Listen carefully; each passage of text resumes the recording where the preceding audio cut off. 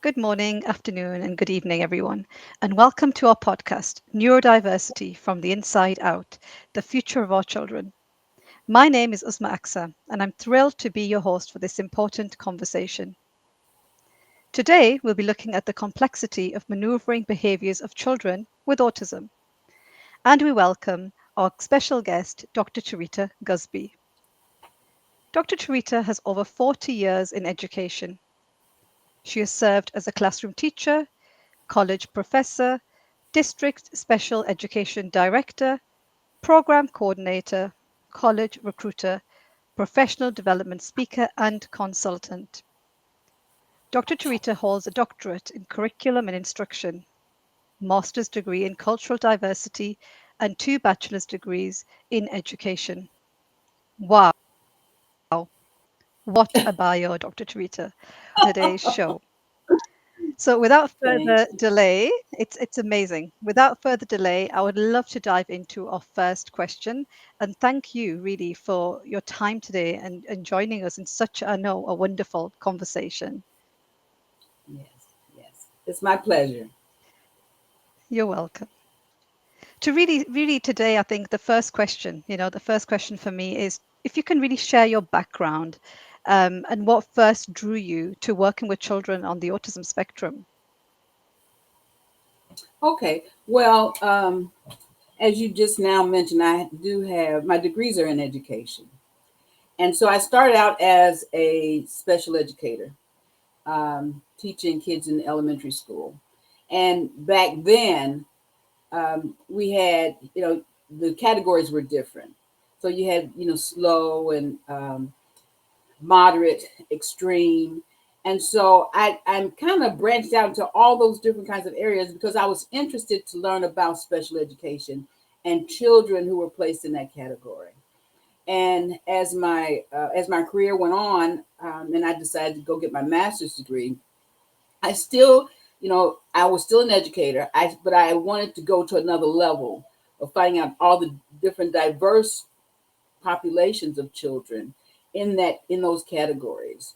And eventually I got my doctorate and I went on to teach on the college level. And when I did that, I wanted to teach young people who are going to be teachers how to get ready for those students in the classroom, because it's one thing reading about them in a book that's totally different from experiencing being with them every day in a classroom.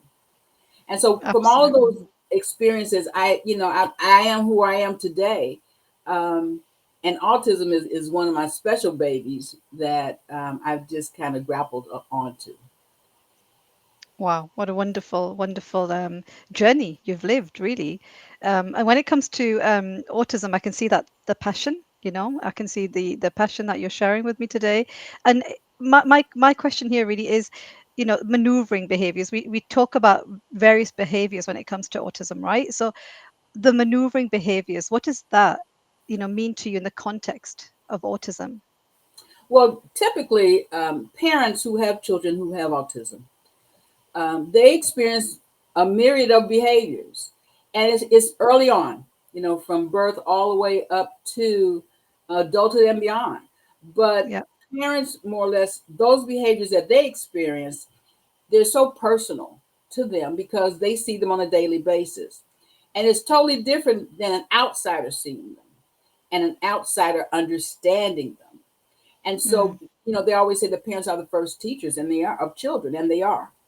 But if an outside person saw a behavior such as stimming being one in which the child may be shaking his hand constantly or rocking back and forth or spinning, the parent is used to this because the parent has had the child at home. But when you yeah, take them into a public domain, it becomes something a little bit different because people are not used to those set behaviors happening. And so that misunderstanding sometimes is equal to fear. And people on the outside may see it as something to be afraid of, something untouchable. But parents know that it's just a part of a meltdown or bringing the sensories back into check, and that's what children tend to do who have those behaviors in autism.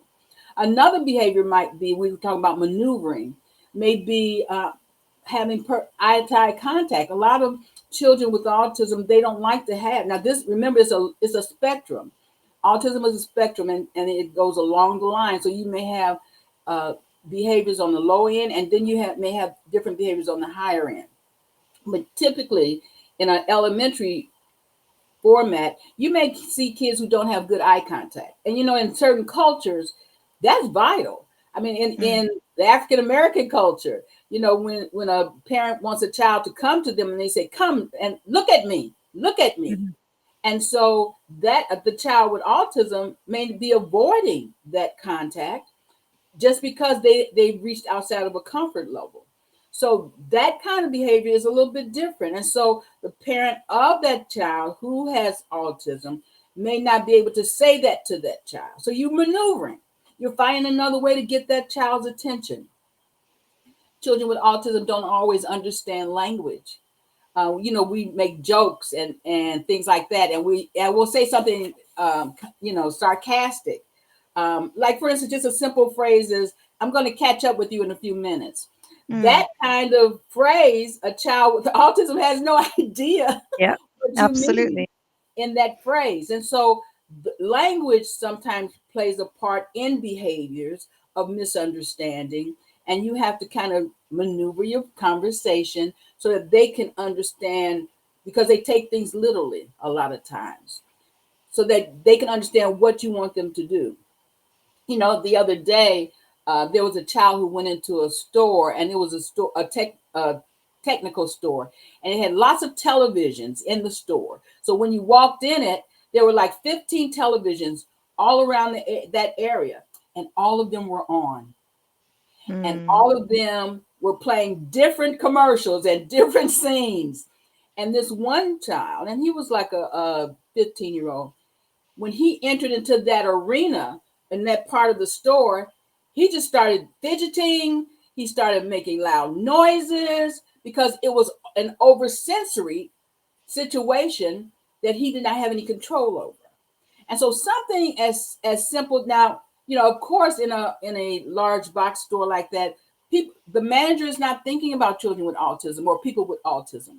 They're Yeah. just going about their regular business. So these kinds of, when we say maneuvering, how can we change the dynamics of how we do things every day to maybe fit people who are a little bit different? Should we be able to do that? Is it something that's necessary? And I think it is. I think that with compassion and empathy, as human beings, we need to learn how to do that, how to make room in society for people who are not just always like the other people. Yeah, absolutely agree. But in this, you mentioned make room. How can you make room? What are the three tips you can share? Well, first you have to have a knowledge of children with autism. You have Yeah, to understand who they are.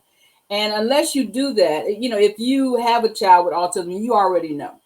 But yeah, if you are someone who know, like a business owner, you know you're going to hire people in this category of disability. And I say disability because that's how we categorize things, but because they're not really disabled, they just see things in a different light. But I think that to move things around means to learn about the individuals, learn about the positives, learn about the negatives.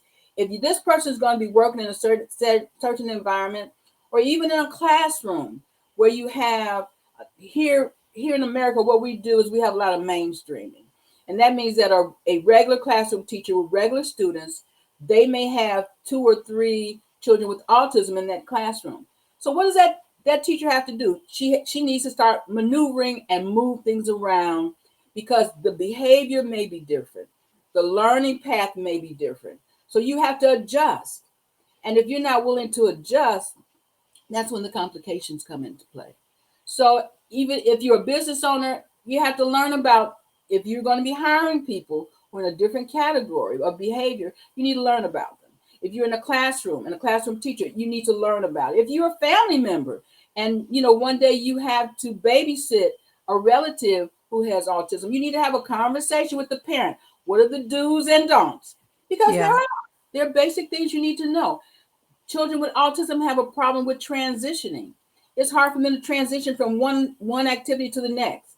Some of them don't, but a lot of them do. And so you ask the parent, okay, what do you do when you want him to stop playing with toys and come to the dinner table? Are there cues you give him? How does he transition from one thing to the other? So when we say move things out the way, first it comes with knowledge, knowing about the condition, and being willing to create an environment that is conducive so that child or that individual can function well in it. And then Yeah. being to the point of understanding, being versatile, being able as an adult, being able to maneuver, because everything, just in regular life, everything is not going to be the same every day.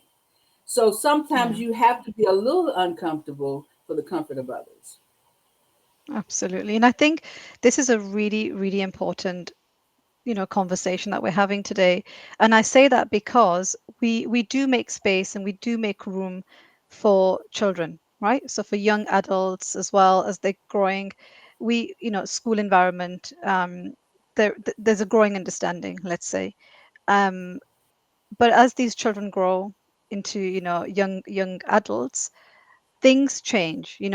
My question here is there enough support for them then when they grow into young adults? Because they still, they still are neurodivergent, you know and that's the challenge I feel. And you've mentioned a great example here of a child who went into a store. What if that was an adult? How different would that look? Well, the behavior may be different. The behavior may be louder. Um, it may be something as a young child a parent can contain, but now you're talking Mm, about someone who has more weight on them. yeah. You're talking Yeah. about someone who, they may yell, they may physically act out. So, then you're dealing with something else. And people around you, as that young adult is acting like that, people around you, you all, they become, like I said, I'm going back to that fear thing, because they don't Yeah. understand what's going on. So I think, especially those children from, in here in the States, is 18 to 21. That's a category of students that after 21, they no longer become a part of the public school system. So Yeah. what do you do then? What do you do when they're 21 and they don't have the skills that we consider normal in order to function in society? I think that we have to start way before then, to start pulling together teams of individuals who are from different parts of society, who can have an active part. And that might be a counselor, that might be a nurse, that may be another relative, that may be a school official, whatever. But pulling together a team of support is very important for that young person, because what do they do now? What skills have they learned in order to be successful to function in society? Yeah. That is vital. Absolutely. Yeah. No, I No, agree. I absolutely agree, and it makes so much sense. For me, really, and I know I've touched on the young adults, but I'm going to take you back a little bit to parents, Dr. Terita. You know, it's the beginning of the journey. Just imagine it's the beginning of the journey, and a child has just been diagnosed, or the parents suspect. What advice would you give to those parents to really understand and how to respond to their behaviors at home? yeah. Well, first parents need to know that it's not a disease. As sometimes we put things. It's easier to call it something that it's not. Um, it's not a disease. It's just a different way of that your child processes Yeah. information. That's all it is. And so, and for the young parent, because we know somewhere around the age of 2 or 3, it becomes very pronounced that your child is different. Mm, You really know that there's something that's not right. mm, Um, so early on, when that happens, I think that the parent has to seek out help just to understand, and that may mean going to medical doctor to find out. And but you know what, I realize a lot of medical doctors are not always the best specialists to go to. yeah. But you start there. to find out about the growth and development. Is that all? Is this happening the way it should be? And then as the child gets older, of course, there's a school system, and you may have a preschool program like a 4-year-old program. When you enter into a school system, then there is a plethora of people who can help you, from the guidance counselor to administrators to the teacher to therapists. There should be a team there waiting for that child. But for the young parent, what they need to know first of all is that your child is going to grow and develop. They're not going to stay at that age forever, and they're going to grow and develop according to their ability to do that. And so you have to be very careful when you compare your child to other children. You can't do that. You can't even do that for regular kids, for normal kids, Yeah. normally functioning kids. You can't really compare. But I know we don't have anything else, any other guideline to go by. So a lot of times parents compare their child, their 2-year-old, to another 2-year-old, which is unfair. But just know that your child's going to grow, they're going to develop. And what's key is that along the way, along the journey, that you make sure you put people in his path that he will become familiar with, and who'll be able to offer him a step-by-step process of growth. And be very careful about, parents should be, they should be like detectives. And even though they hear one person's opinion about something, don't always take their first opinion. Kind of listen to your gut and see how, and your child, how they feel, how they react, their day-to-day, operations, their behaviors. So come together with in your mind a scheme of things of how you function at home and how you want your child to be able to function out in the world. So sometimes you may have to do a log. Sometimes you may have to take notes on different behaviors, because the behaviors are going to change. What they every day is going to change eventually. How they function, how they do basic arranging and basic organizing. Some of them will learn later how to dress themselves. Some of them will learn earlier. But just keeping a log sometimes help for parents to just to go back and review and say, "Oh, well, we used to do this. We didn't do it well, but look at us now." You need to be able, as a Yeah. parent, to see growth so that you will be able to encourage yourself that you're doing the right thing. I wish that there was a book that just said this is going to happen and this is going to happen, but it's not. Yeah. Because all children are different. But just having the patience and then learn from the voices of your child. Children, they pretty much will tell you what they like and what they don't like. Listen to those voices. Listen to their likes and dislikes. Listen to and watch their behaviors, because some of them may not be verbal. Watch their behaviors when certain things happen. Take note of that, because all of it is important and it helps in the Yeah. process. And I love that. And I love the fact that we're spending time talking about parents here, because you're right, parents are they're the first, teachers of the child. That mother in particular, if she's home, she'd be the first teacher, or if the father is at home, he'd be the first teacher. And I honestly feel, and this is not just me saying, it's from lived experience as well, that observing your child is so important. We often put the emphasis on, the schools or other professionals, which is fine. Other professionals are doing their job, but it's so important for that parent to be observing each and every behavior to see what's going on. And I love the fact that you shared the log, because a log can work, I feel, in two ways here. One, you can see the development, or two, you can say, oh, well, it's something's not working. Let's do something different now. Like you said, we don't have a book with, answers in there. So we do need that log. We do need some kind of record to see what's going on. And I love the fact that you shared that. And I think it's so important for the parents that are listening today to have that, because you can see the journey and how it's developing over time. And there are times, right, Dr. Terita, in my case, for example, I would use a lot of pecs for my son. And then there was a day when I went, oh, I don't need this anymore. I can put them away. So I did. And then one day I'm like, I think I need them again. And that's not something to be disheartened about. It's Mhm. just, you can, when you're observing, you'll see, okay, he might need a little bit more support in this particular area now. Like, when we set goals for them, for example, at home. So I think that's really important to emphasize for parents to really observe. So thank you, thank you for sharing your knowledge, your expertise in that. I think it's so important. Can you share an example, Dr. Terita, about what parents can do at home? Like obviously the log is brilliant. I love that. But what other things can they do um, to work on certain behaviors, not just addressing, but also teaching them? Yeah. Um, a lot of times when children are exhibiting behaviors such as they're not happy with something happening, Yeah. they want to do one thing and you want them to do something else. Uh, what we've learned how to do is you have to learn how to distract them because sometimes they're bent on closing the door and they want to close the door time at the same door during the same 5 minutes. They want to open and close it and open and Yeah. close it. This is just an example. Or they want to turn on the light switch off and on, off and on. Well, Yeah. it's really a part of them learning.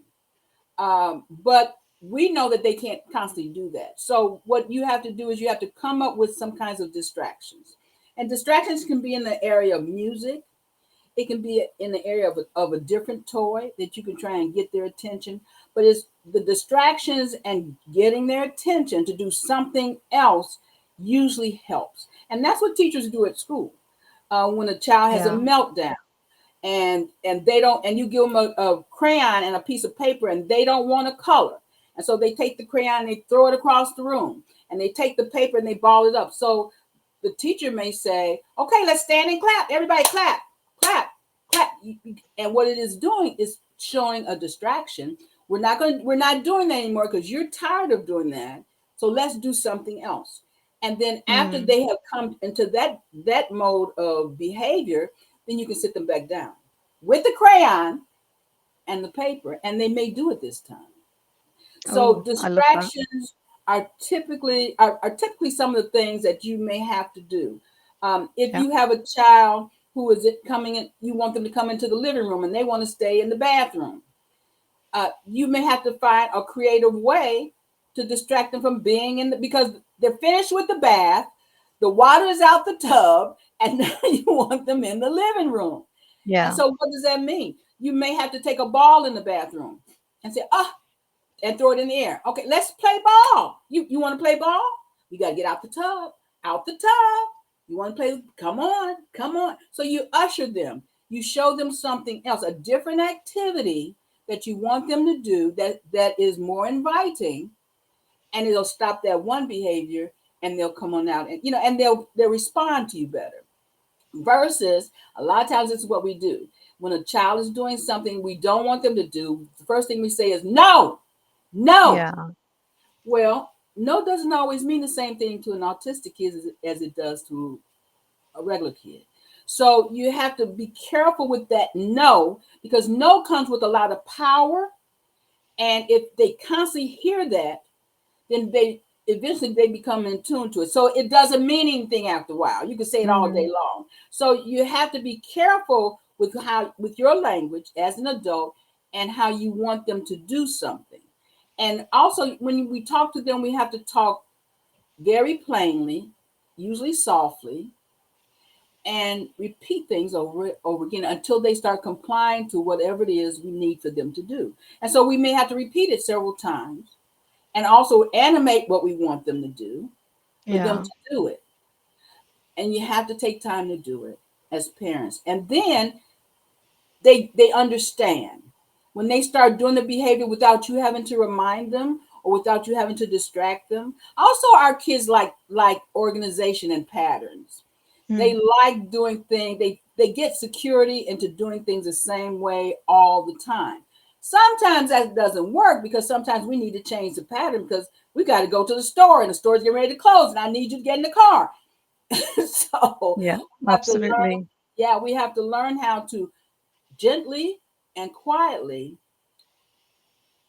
get them into that direction that you want them to get into. So, and you learn that as a parent. You learn certain things are not going to work and certain things are going to work. But it's all about changing the behavior And just think, and these are just simple methods to do with when you use manipulatives to show them something different, or you use your voice, or you start singing a song, or all of those kinds of ways they help to get the behavior on the side that you need it to turn to. Yeah, and I think these are such wonderful tips for parents because it often happens, right? When there's any transition, it can get extremely stressful, and I know that I've lived it. Believe me, any kind of transition can get stressful. It can get overwhelming for not just the child, but also for the parents. We've had when my child was younger, and it was we I would take him for a play date, and he would not want to leave, and that was very stressful because everybody's gone home. The hall is empty and I'm still standing there trying to persuade him to come to the car. So I can totally relate to what you're saying, but I do think and I do believe that parents play that important role as adults, and they have to show that redirection or direction at a time when you are in a situation like that. And this is really a great reminder. It's taken me back to my early years of parenting. So thank you, Dr. Terita. And I think this is such an important reminder because oftentimes we're so flustered and we're always in a hurry and we're running around from one appointment to another appointment that we just want to rush them as well. But they just need that time and the gentle reminders and that adult obviously transitioning them in a smooth way. So I think this is a wonderful conversation, and thank you for sharing all the tips. And I'm sure that the audience can reach out to you through your social media here that we're sharing, for further questions if they have any further questions. We are running out of time, but I do have that one last question for you, Dr. Tarita. Well, two. I'm going to be cheeky and I'm going to ask you for two. For me, I think it's really important to have this awareness. Okay, so you have the awareness, but after the awareness is the understanding, right? Now, what changes would you like to see in how the society understands and supports these kind of behaviors in children? Because we know that could be very different. Yeah, yeah. And I think just talking about it more, I think just making adults in the society more aware of it, and we're starting to do that. Yeah. And the reason we're starting to do that because our numbers are rising Mm. with leaps and bounds. So in the schools now, you have. I think there was a comment of there was one in 42 students, children are autistic now in the country, Wow.